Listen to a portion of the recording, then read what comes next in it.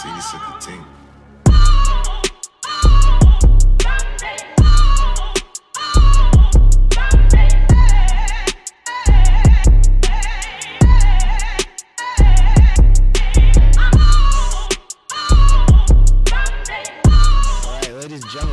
Chart Talk. They gave us a week off for Thanksgiving break. How generous of them. Let's get right into the market outlook. Benny, you doing good over there? I'm doing good. I'm here. Doing good. All right. SPY just moseying around highs. We're in this kind of wider range right here. There's 365, 364 all-time highs, and then the support area like 353, 354. We saw like a slight pull in this morning, and really it's just healthy digestion. People were getting a little worried. Oh my God, everything's selling off, but really it was just healthy consolidation. We take a look over at the Qs. These Qs look poised for new all-time highs very soon.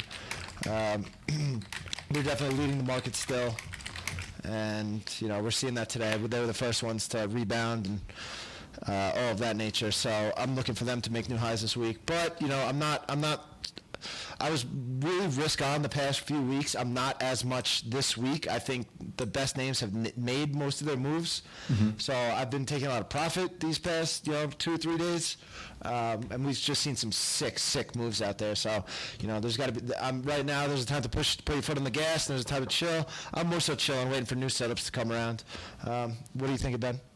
If you want to pull up that SPY chart, we'll do a little. Got it.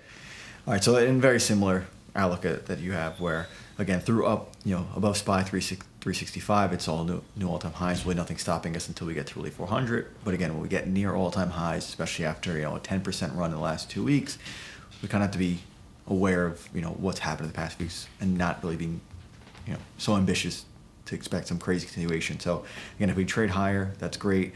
I think anything below 350 in the SPY would be something of like a flashing red light to, be a little bit more conservative.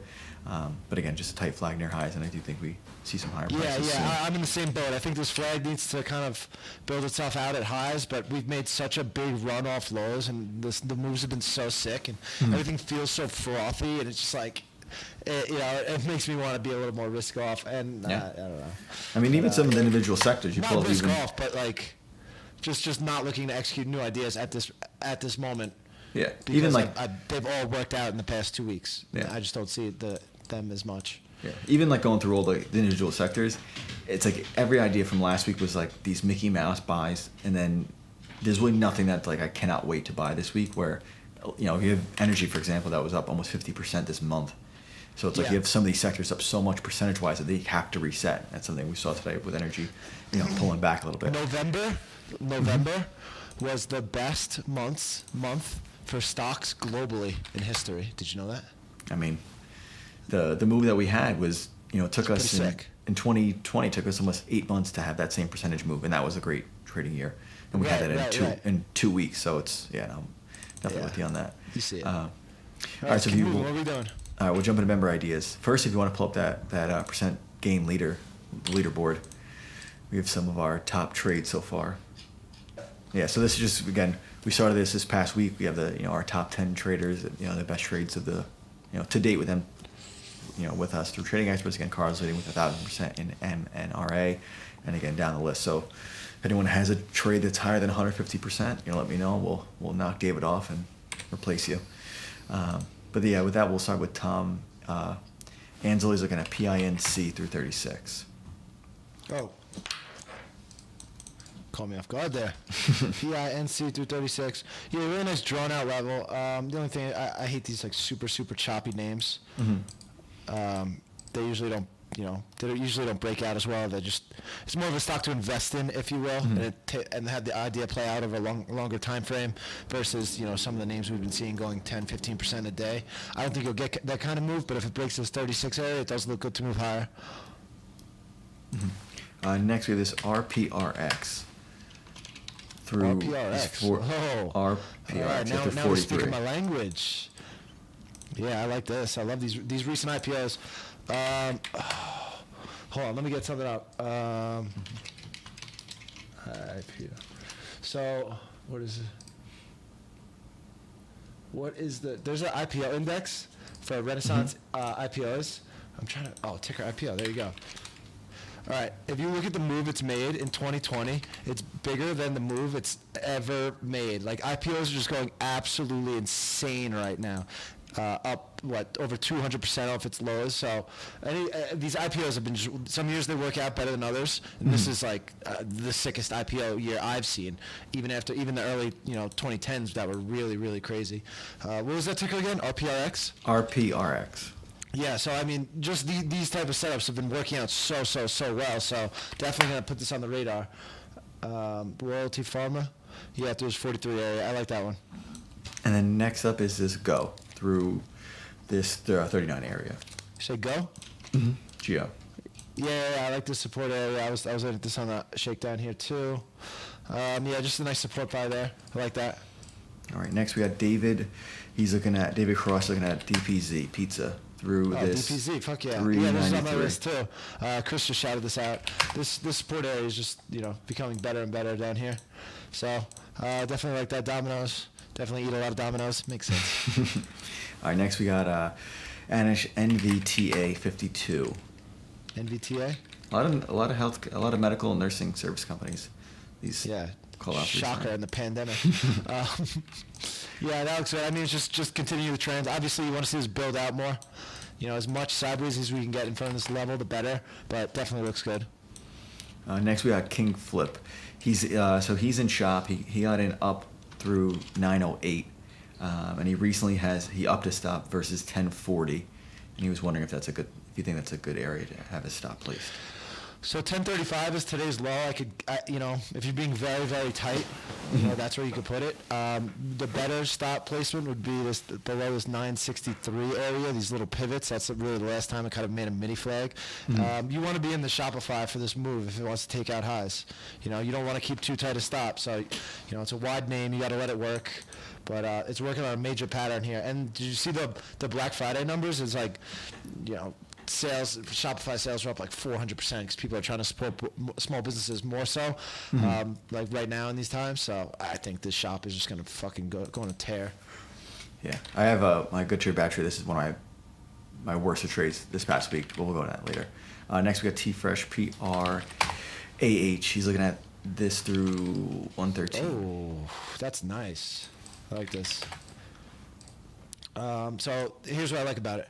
Made this really strong move on earnings, and now it's just digesting that move and flagging and giving us a potentially tight entry. So above this little area, if it gives us some volume, that looks really good. And it's coinciding with a macro level right here. So a lot of things adding up in your favor in that one. I like that one. T-Fresh, nice even one. if you zoom out more, you'll see, going back to almost late 2018, that level still was intact at 113. Yeah. Yeah. No, it's good. Yeah. All right. KRTX. What? KRTX through 103. 102. KRTX? Mm-hmm. Oh, yeah, this is nice too. Look at this. Same pattern. Strong move on earnings. Digest, flags out. And now above this area looks good. It's just very thin name. It does about 150K a day, which is scary thin. Whenever I come across names like that I love on the chart, that'll do 150K on like the shakedown, I don't really post them because, it's kind of dangerously thin there. Mm-hmm. But I mean, through this area, 102 looks really good. And lastly for T-Fresh is this TLS through 21. Another recent IPO. TLS. TRS. That can't be right. What is it? Not TRS. TL. L is in lemon. Like Thinkorswim? TLS? TLS. I can't hear you. L. X? S? Oh my God. Hold on. Let me see if I can message you. We got to use the Morse code. Army, Alpha, Bravo, right, Charlie, Delta. Check group me. TLS. Why didn't you say so? L isn't Larry. That would have been so easy. I said lemonade, but all right. Yeah, another one's IPOs. Looks really good through that 21 area. With the volume does $1 million a day. That's not bad. Yeah, I've never heard of this one. Technology Services, Telos Corporation. Looks pretty good through this 21 area. I don't know much about the company, but just nice consolidation. Love the recent IPOs. All right, next up, we got some social media questions. We'll go through some of the tickers. First one is FLGT through this 47 area. Yeah, this is my fucking boy. Who said this? Vishal. Now this is one of my favorite names. They do coronavirus testing. Obviously, this name is going to go through the roof.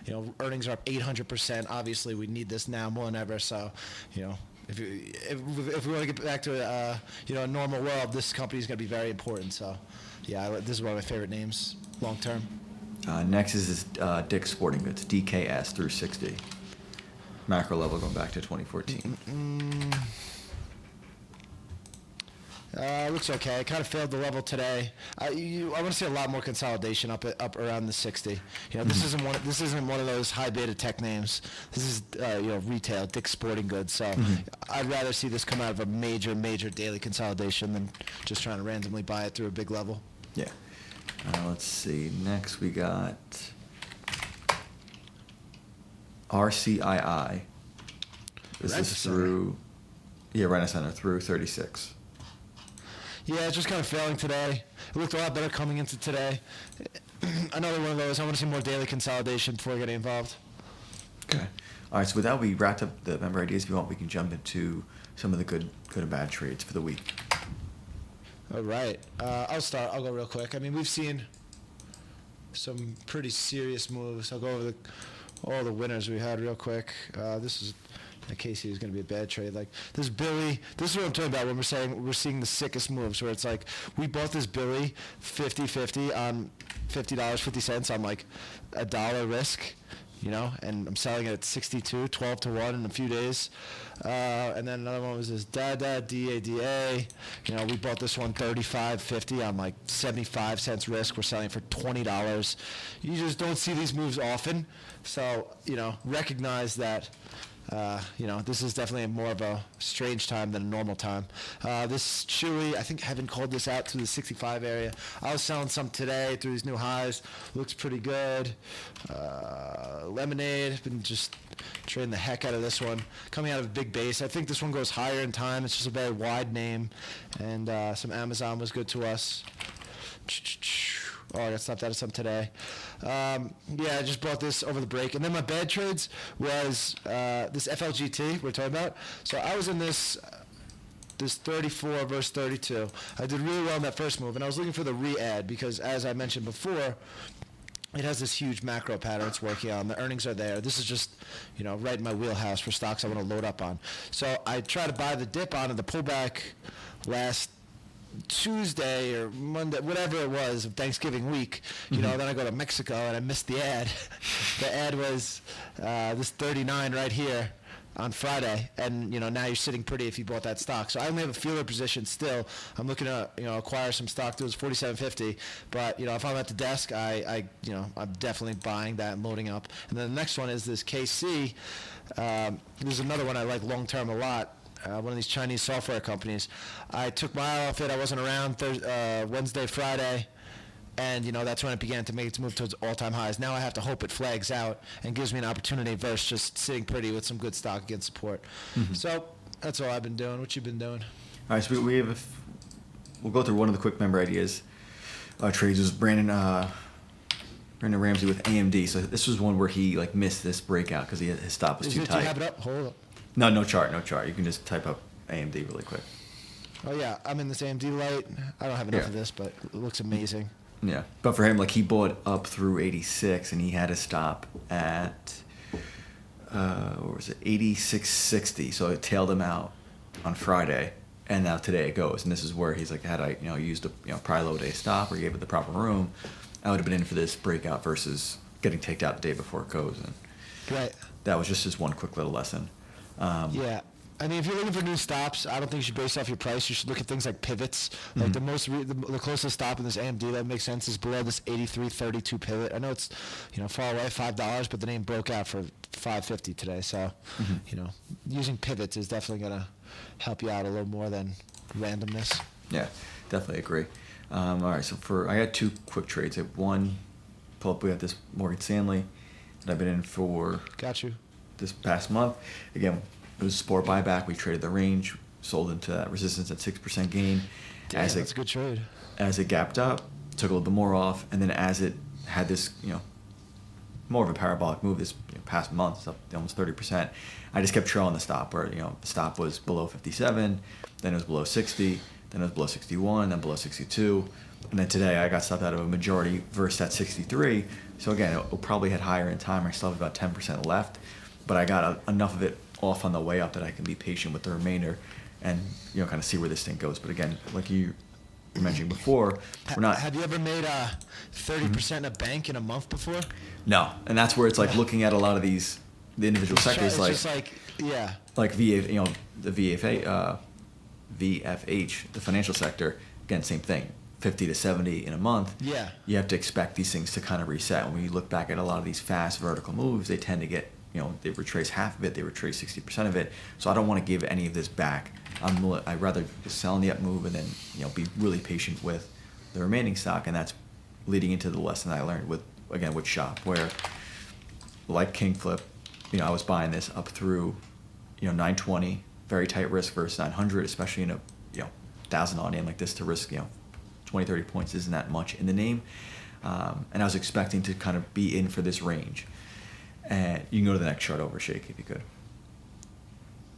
Shop. Yeah. So this is the bad trade. So even though I made like 6% in it, me and King Flip, we both got very good stock up off support to kind of be in for this range. And then and furthermore, if it could break out, and we got that initial quick 3-day move, and I just had it, just trailing by a low a day, and it just pushed me out too soon. Where, like you mentioned before, if you gave it to a proper out, or in this case, if I gave it a day or two to kind of settle out, I could have upped that stop versus 960 and still been in the trade versus, taking off at 974, making the 50 points or so, but then missing the bigger part of the move. So that was more of like the bad trade, or the main lesson for this past week is just, again, like you've been emphasizing, just giving the proper stop, give it the right room. So those were my main 2 trades for the week. All right, solid stuff. So you want to get in top of the week? So I mean, again, I'm not for all thing to get involved in things. I'm waiting until things set up more so. We got a lot of earnings this week and all our favorite names. I mean, Netflix at support is just begging to be bought. I've never seen Netflix this tight. It's almost like there's almost a part of me that thinks it's not going to work because the setup is so there. It's so obvious. This 395 area for Netflix. I talked about this KC. I'm forced to wait for a flag, but I think this name goes higher. And that DPZ looks really good. I can't knock it. Yeah. I'm with you on a lot of these ideas. The Netflix I've been in as well. And again, I have my stop versus 474 right now. And like you said, it's like very rare to buy Netflix at 490 and risk 15 points. Like it's just, I'm with you. Where it's so tight. It seems like a trap. It seems like a trap. Yeah. So I have a buy stop in to add some more through 496 to be in through that move through 500. I think that's kind of the real key area we want to keep an eye on, is up through 500 would be a little bit more confirmation that we're right with this idea. And I'm kind of expecting similar with Shop, where we're buying it up through 500 for that move to 570, kind of similar to what Shop did. It just Oh, Spot or Shop? Oh, Netflix. I'm saying just like chart wise, like where Netflix is now, I'm looking at it. That's similar. That move up off support into 570, similar to what Shop did. Up off 900 into 1100 where it's at now. Yeah, that makes a lot of sense. And same with that DBC. Like I was in this one earlier last week, and I just got in too soon. I bought up through 392, and I pushed myself out down through 380. But again, it was just still in that range. It really didn't confirm me being right or wrong. But I'm with you. I think this as well through that 395 looks just similar to Netflix, like a good move to get it back up to that retest of 435. So similar outlook. If you want, we can jump into book of the week. Oh yeah, you go first. I actually have one. You do. All right. So again, I'm still on my life in advertising. This is it's a doozy. It's like 400 pages, but I just came across a line in the book that relates 100% to the market, and it refers to how, and we see this all the time with people who run their own business. They're doctors, they're lawyers, they're relative peak intelligence is in that space, but then when they come to the market, they think that skill set is going to translate to investing, and it rarely does that. Where a lawyer can't be a doctor can't be a lawyer, but both of them, then they can become professional traders because they are good at what they do outside of the market. And he relates that to people who do the same when it comes to marketing, and just thought it was a very relevant lesson that we see all the time. What about you? What are you reading?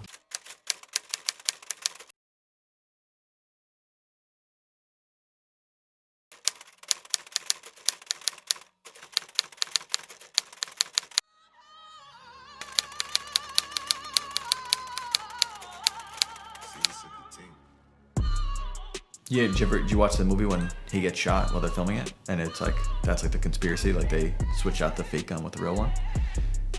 You never watched these movies growing up? It's like, oh god, it's like I think it's Bruce Lee. I think it's Enter the Dragon, like the third one.